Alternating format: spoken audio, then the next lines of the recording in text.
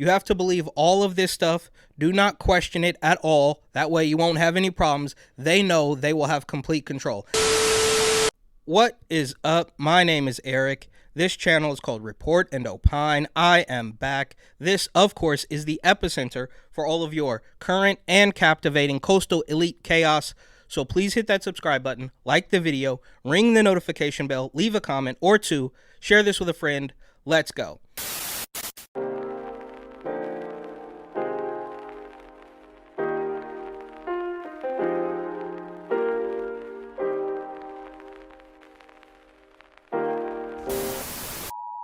We are starting with more good news today, maybe not in the traditional sense like firefighter saves kitty in a tree or kid gets rescued from whale, but good news in a roundabout way, kind of like how we saw Richie Rich the other day, and this is just more proof of pushback on the insanity. From the Coronavirus NY and NYC Matters Instagram account, they say, Euclid Avenue bound C train at the Franklin Ave stop, a strap hanger was observed jumping the turnstile, and when confronted, he refused to provide the NYPD his ID, so they called for backup and dragged him off the train. Fucking tase you too. I know. I got him on record too. He about to tase. Hey, look. Hey, look, y'all about to fuck him up. This is not necessary, man. Look, why you fucking him up like that? Yo. Oh, You're gonna get tased. You're gonna get tased. Back up. why you hit me? Back up. Hey, he hit me. Your hands. Hey, Tase him. no, y'all fucking. Yo. All right, so you get it, and there is a couple people on the train. Oh, why are you doing this? Oh, it's too much. But the reason this is good news is because if you look through the comments, you can see the top one right here. Everyone saying this was unnecessary is the reason the city is the way it is the way it is. An inch becomes a foot becomes a mile in no time. Drag all the fare beaters off the train and then check them for warrants.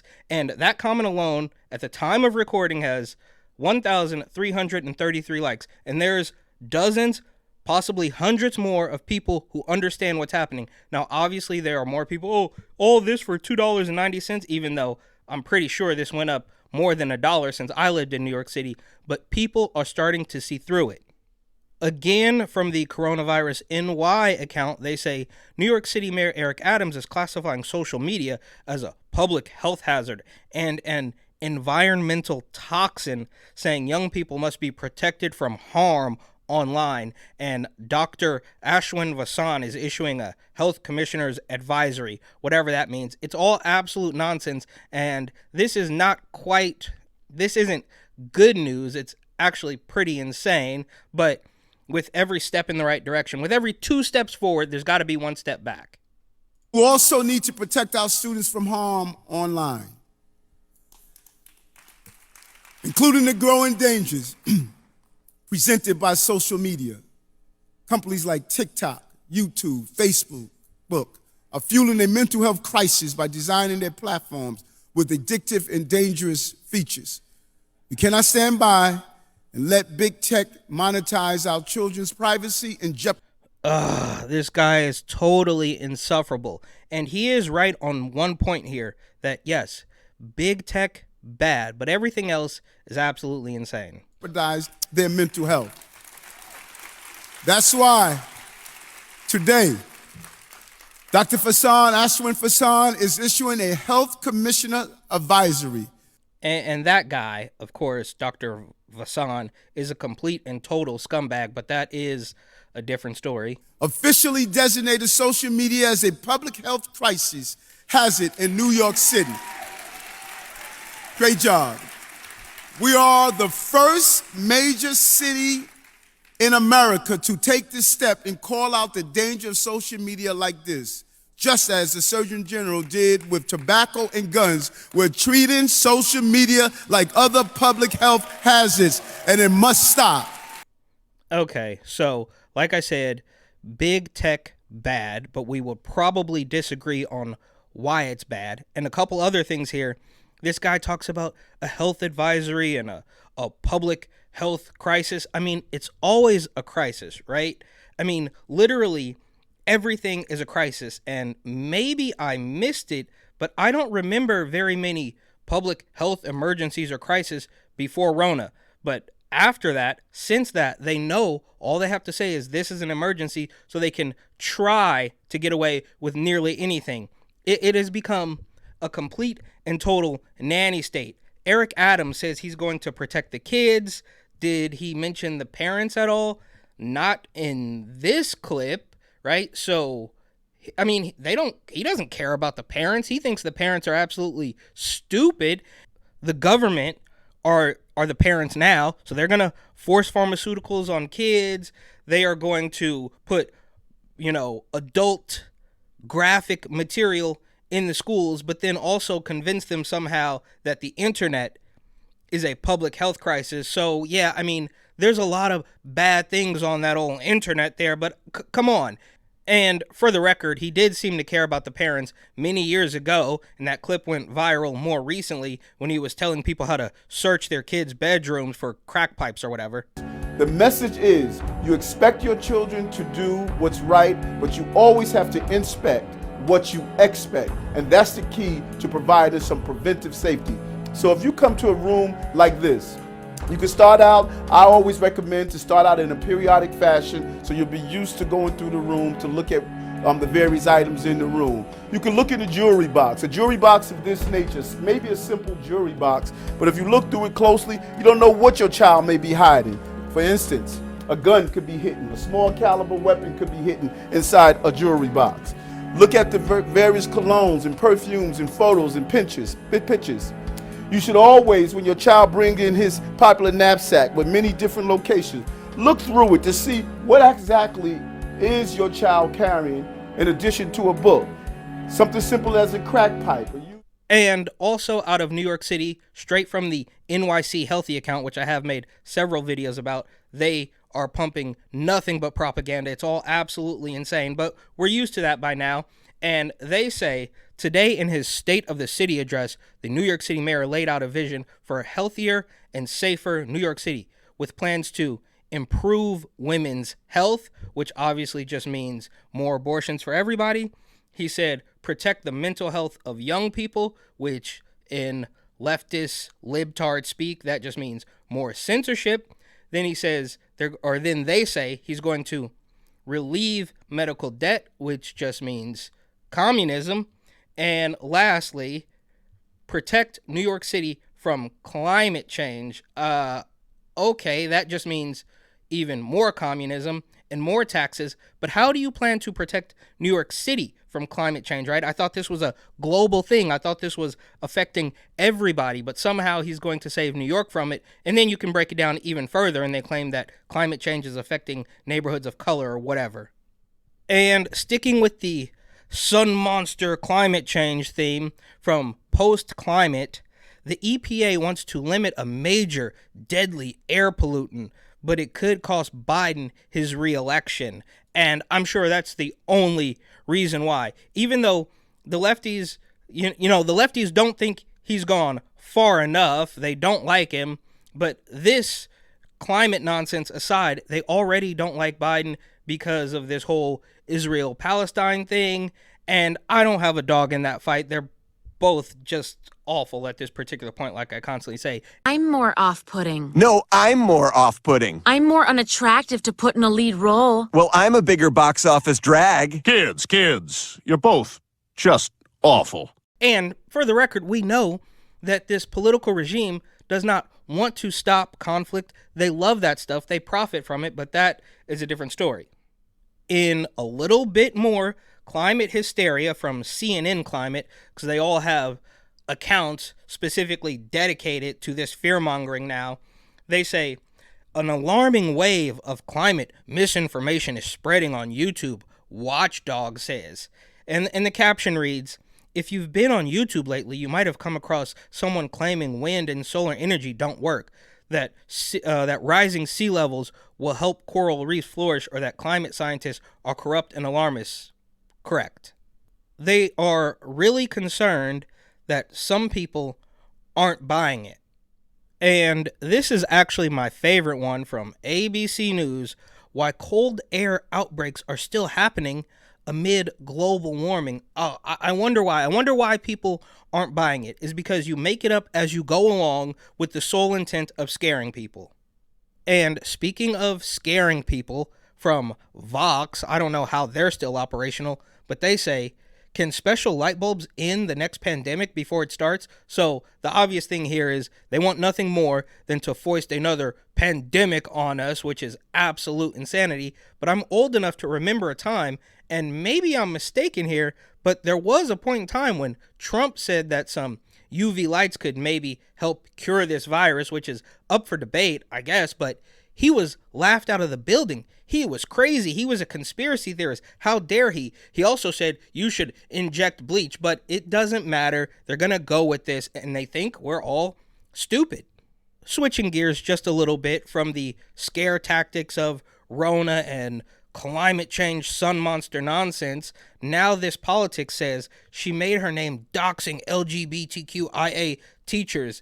Now she is part of Oklahoma's Department of Education, and they are really scared of this woman. I think she's just a small Jewish woman, which should give her at least a couple of victimhood cards, but we know that's all fake, and they are really nervous that this woman joining a Department of Education school board or whatever, that could really interfere with their indoctrination, so they got to get her out of here. In a little bit more school news, and I'm glad we can all agree that this is completely wild, but predictably they do miss the mark. From Vice News, they say a Republican lawmaker in Oklahoma is taking a stand against one of the most pressing issues facing America, furries in school. So they write it off as though it's completely crazy and ignore the fact that it is basically the exact same thing as identifying as a different gender. That's okay. Of course, you can't identify as a different race. That's crazy. How could anybody do that? It's all about genetics. Those clips are floating around the internet as well. I think that is a completely different story. Being transgender is something where you can genuinely be born with different biological features or whatever, and that doesn't contribute to gender or like societal norms at all. I think those are two completely different things. Is woman face offensive? I don't think that's woman face. I think those are people who were born in the wrong bodies, who are becoming themselves. So if you can identify with a different gender, why can't you identify with a different race? The biological side of it, because race has no biological connections whatsoever. It's purely based off of physical appearances. I just asked you if it was biological. You said yes. Is recognized off of skin color. If you weren't that skin color your whole Right, life. because it's biological. Or I mean, sex has biological backings, but gender is not. Gender is a spectrum. But at the end of the caption, they also admit that they did find one school that had litter boxes, but wrote it off and said, well, it was in Colorado where the Columbine school shooting happened, so they did that to keep kids safe so they could use the bathroom in the case of a school shooting or something. Today I heard that at least one of our schools in our town has in one of the unisex bathrooms, a litter box for the kids that identify as cats. A Republican lawmaker in Oklahoma is taking a stand against one of the most pressing issues facing American education, furries in schools. Oklahoma House GOP Rep. Justin Humphrey proposed a new bill that will bar students who purport to be an imaginary animal or animal species, or who engage in anthropomorphic behavior, commonly referred to as furries, from participating in school activities. He even went as far as to suggest that schools call animal control services to remove the student should their parents be unavailable to collect them. The only issue, these children don't actually exist. As a matter of fact, this bill is based on an urban myth that gained popularity amongst conservative candidates and influencers in 2022. Student identified as a cat and wanted a litter box. And the school didn't provide the litter box, so the student went ahead and defecated on the floor. And has since been debunked several times over. According to the myth, schools were putting litter boxes in their classrooms to accommodate that identify as a furry, a cat or a dog, whatever. That same year, NBC actually identified at least 20 conservative candidates and elected Oh yeah, NBC. We should definitely take their word for it. Officials who repeated the claim, and yet when NBC investigated, they found no evidence to support it. The litter boxes in school myth and people's willingness to believe it is actually just an offshoot of the conservative moral panic over LGBTQ inclusive education. The reality is that conservatives will continue to conflate outrageous claims like children think they're cats in order to continue sowing moral panic about LGBTQ issues, all in an effort to limit LGBTQ rights. So you notice there how he doesn't mention that they did find one school, but it doesn't matter. You should just listen to what these people are talking about and ignore any similarities between this wild agenda, which we can agree is absolutely wild, but for whatever reason, they refuse to connect the dots with this being very similar to just identifying as another gender and, of course, taking a whole bunch of pills, hormones, or whatever, and eventually leading to the mutilation of a child. They always talk about these puberty blockers and stuff. Oh, they're reversible, which of course they're not. But do we think that any kid is getting on puberty blockers and then coming off of it and saying, oh, well, I'm glad I did that. I'm glad I paused my puberty so now I can go back to the gender I was, quote unquote, assigned at birth. It doesn't happen that way. Those are built to put you on a path directly to being a lifelong pharmaceutical patient, to put it nicely. Sort of in the same vein as the libs of TikTok account owner joining a public school board and the conservative moral panic over furries in school, there's a meme here. How come you never read books at nursing homes or to the homeless or to the sick and needy? And then, of course, they have a nice little picture of the angry transformer. Why is it only the little kids, the duck says? And unfortunately, we all know exactly why they're doing this.